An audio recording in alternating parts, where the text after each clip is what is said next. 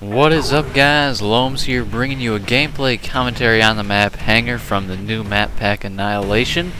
It's a 69-7 on headquarters. It's action-packed to get a lot of nice kill streaks and a lot of kill streakless kills.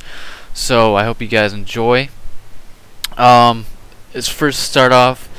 I recorded this gameplay from the theater mode because, long story short, I have a huge millisecond response time on my TV when I'm using the mega cool, in quote, VJ converter that I bought online, which was a piece of shit, I realized from this one guy's comment on a YouTube video. So I'm gonna try to invest in getting a new one, the one that actually does not make your monitor have super, bad response time. And I think it's like 90 bucks, so I'm gonna have to save up my YouTube money. And speaking of that, I actually get money from YouTube on certain videos that have gotten a lot of views in a certain amount of time. So I thank you guys for rating up good and favoriting my videos. I know I've never asked for likes or favorites, and you guys are being really nice with that. So, and also I welcome all the new subscribers. I got about 10 this week, and that's just amazing. Hopefully when I reach 100 I'll have a really nice video out for you guys, maybe even that Hill Reach montage that I've been working on. But anyway, so on Hangar, I'm not showing it right now, but I like to sit on the Blackbird. And first I didn't really like this map because everyone camped on the Blackbird, and I kind of didn't know how to combat that, but it just took a couple games and I finally figured out the key routes in this map and how to play HQ on this game type. So why I use Scavenger, I kind of get cocky with Scavenger, thinking that I get all these great kill streaks, and I do a lot of the time. So it always helps me that if I'm comfortable with the weapon that I'm using, I want to use Scavenger so I can keep picking up ammo for this weapon, so I don't need to keep picking up different weapons, and then I pick up a 74U and I hate the shit out of that weapon, so I'll never pick that up anyway. So I just like to get ammo for the weapon that I'm comfortable with, so that's pretty much why I'm doing that. In my opinion, the best assault rifle is the AUG, the AUG, which is the weapon I'm using right now, and I use extended mags on that because I tend to get a lot of quad feeds.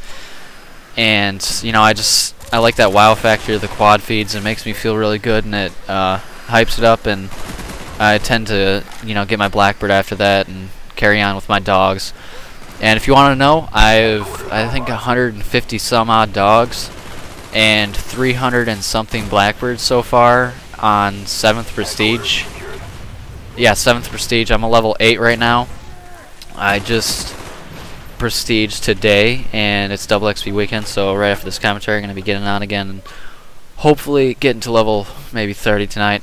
So anyway, another thing that you might notice in this gameplay, I don't know if I do it in this gameplay or in another gameplay, but I just want to cover this, why I call in my dogs and my chopper gunner at the same time. Well, really, on maps that have terrible chopper gunners, or they don't support chopper gunners, maps such like these, I tend to call in my dogs at the same time because they flush them out, and in this game you'll see that's not the case. They don't flush out because they actually kill the dogs, and I tend to find a lot of lobbies where they don't kill the dogs, which in turn gets them to spawn outside, and then I can kill them with my chopper gunner. And I think that's going to be in a gameplay tomorrow. I think I go 62-7 or something like that on jungle, and I get a really nice streak.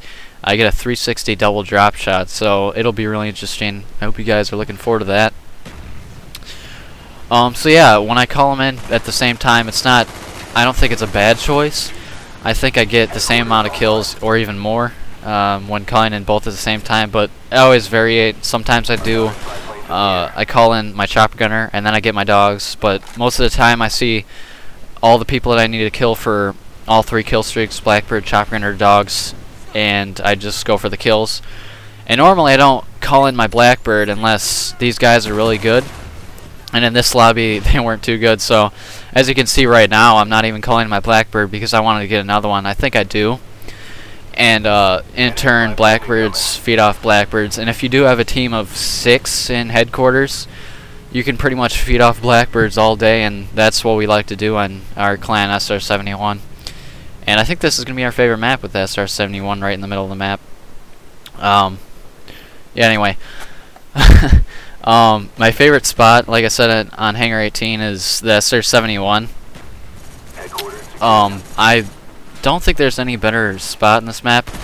I mean, sure, like, it doesn't have a lot of cover, but those two, like, engine wing, like the engine things to the left and right, as you can see over there, I think that provides enough cover for me, and also the drop downs next to the engines, that provides me a nice getaway, and this is a nice little double feed.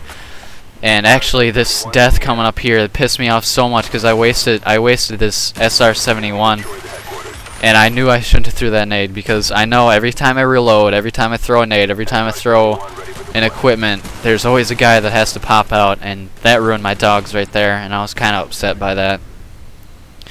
But I finished off strong in this game, and yeah, my favorite maps in this map pack actually are all of them besides what's that map?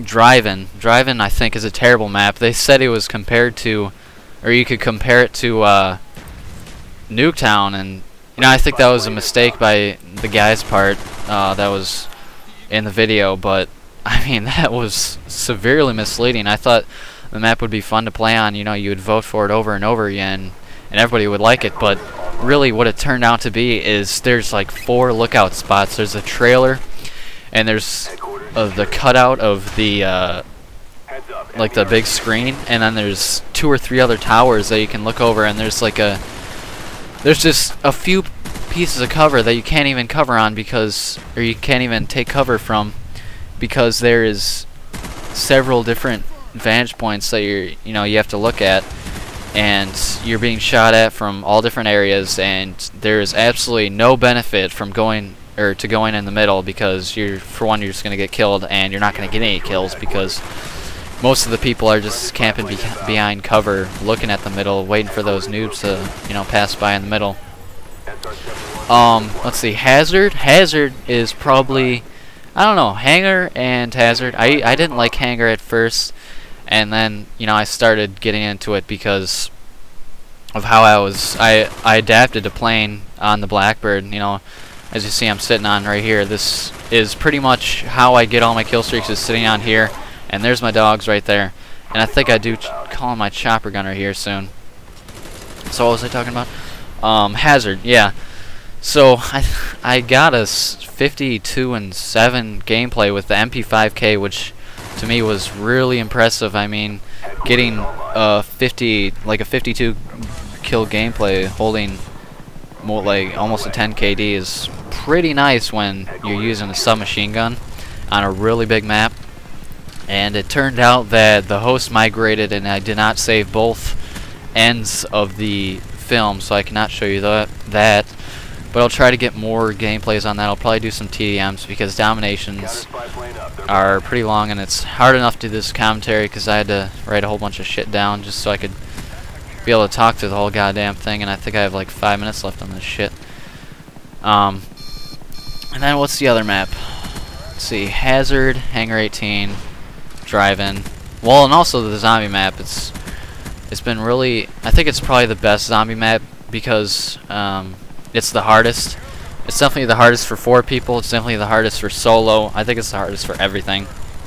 I think the challenge in zombies is probably the biggest. It makes it the most fun because you're not just running around on Kino getting solo 40 rounds with the thunder gun. You actually have bosses like the fiery guy, and I think that's one of the reasons why they did I can't remember his name, but the boss on Call of the Dead, I think that's why they did that, so you couldn't fucking solo level 40 or wave 40, round 40, whatever you want to call it, on Kino. So you couldn't do that on Call of the Dead. And they also had, I think they just they messed up that map because, you know, you could have added like the fiery dude or the screamer, which I think were good add-ons, because they didn't add the big boss that would run around and annoy you the whole game, but it would still, you know, it would pose a threat, and you'd have to actually, it would break some setups. And I think that's a key to making a good zombie map, is making it more challenging, and you have to think harder and make better setups and adapt to how they change the style of how you have to play it. So overall, I think it's a good, I think it's $20. I think it's a good $20 purchase. For getting, I think it's 4 maps in total, 1 zombie map. Correct me if I'm wrong. But anyway, that's the end of the gameplay. I hope you guys enjoyed. This is my first real commentary for like 7 minutes, so I hope you guys enjoyed, and stay tuned for my jungle commentary tomorrow. Alright, peace.